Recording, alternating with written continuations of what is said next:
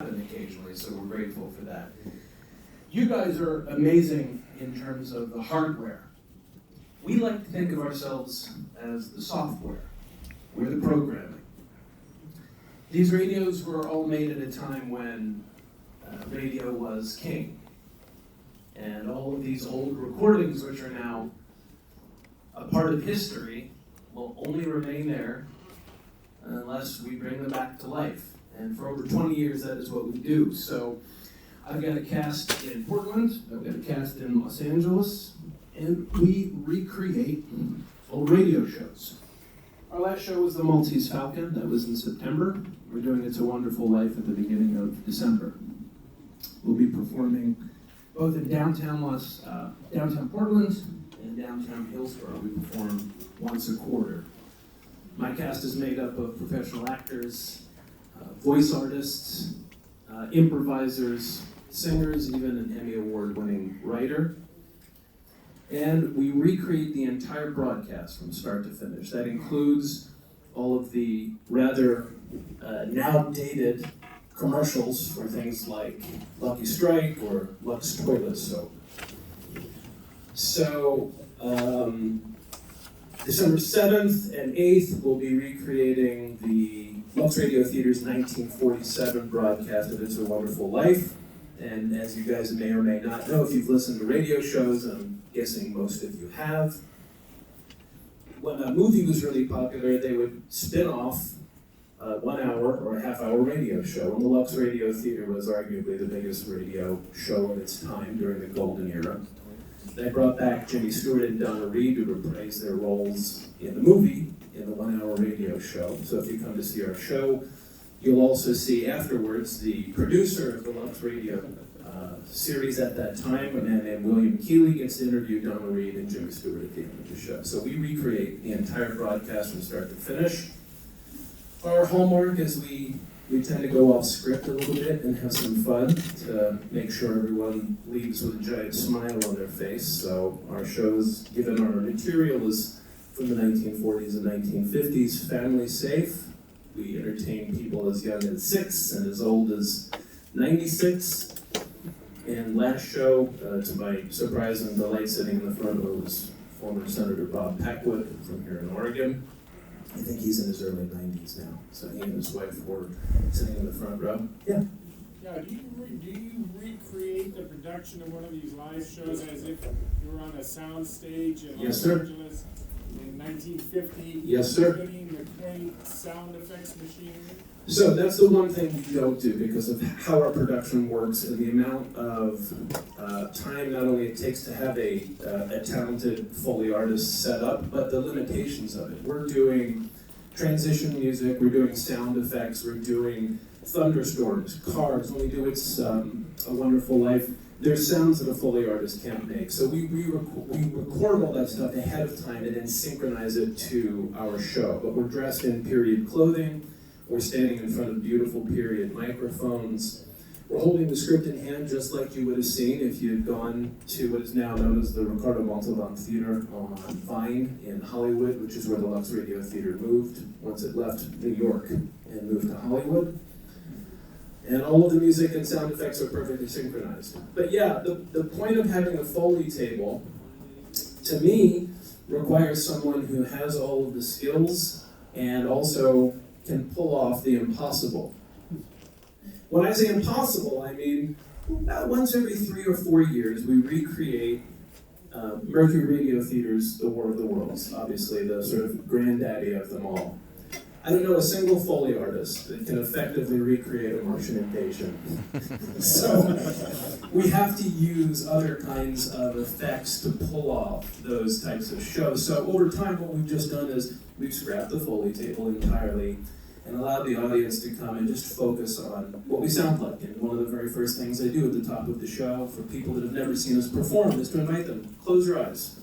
Listen, this is theater of the mind. It was meant to be heard. And if you want to open up your eyes and take a look at a bunch of beautifully dressed people on the stage, that's great too.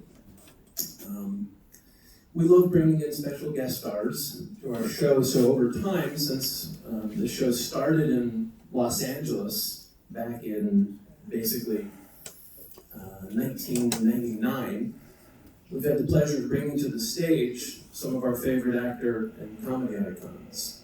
Ray Romano, John Larroquette, the Kids in the Hall, Fred Willard. This year in March, we did Casablanca with Mindy Sterling, a great comedy actor. In June, we did 2 episodes of Dragnet, including the first episode, which is now lost to history. That recording is gone, unfortunately, because the wax record on which it was pressed somehow got destroyed. We had John Puricello for that. He's been acting on HBO's Barry.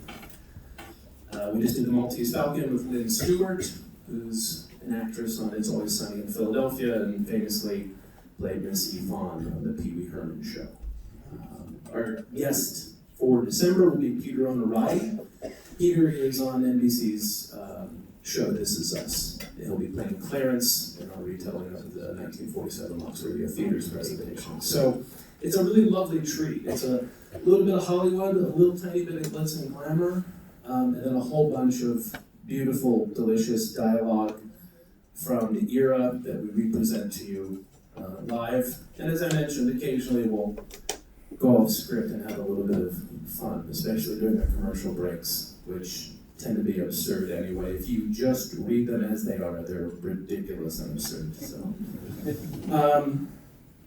questions? How we do what we do.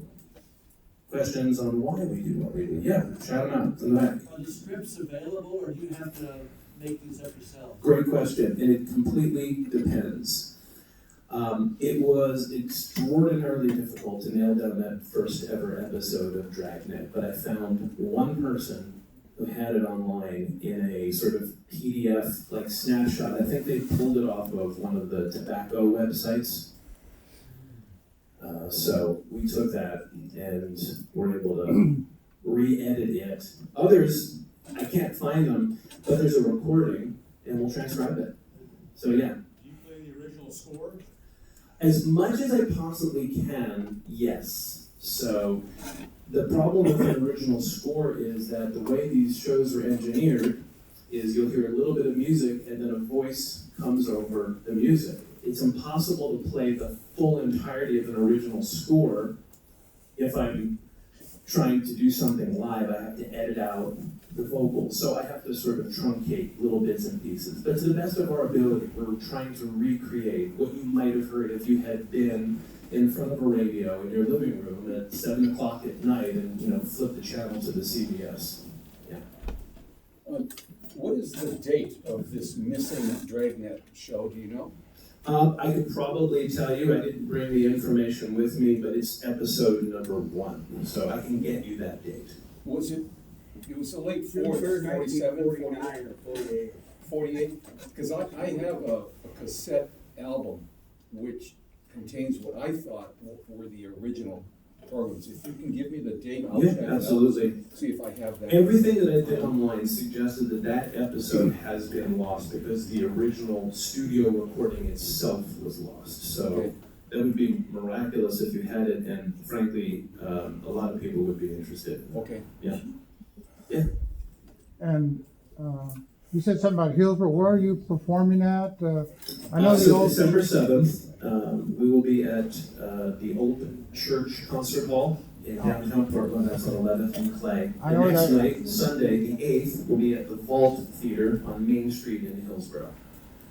And the Vault Theater is home for Bag and Baggage. So for those of you who are familiar with Hillsborough, you know Bag and Baggage has been around for 15 or 20 years. It's their really professional resident theater company. Yeah. Do they wear vintage clothing? As much as possible, yes. Yeah.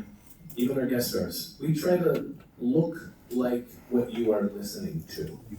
If that makes sense. And look, we've got people who come to our shows who are blind. We understand some folks aren't there to look at us at all. That's great. We invite all of you to come and experience the show in whatever way we can. We've got people of all ages and all abilities, so yeah. Please. Do you know the time in Hillsborough? I do. Curtain on the 8th is at 7:30 p.m. Curtain the night before on Saturday night is at 8 p.m.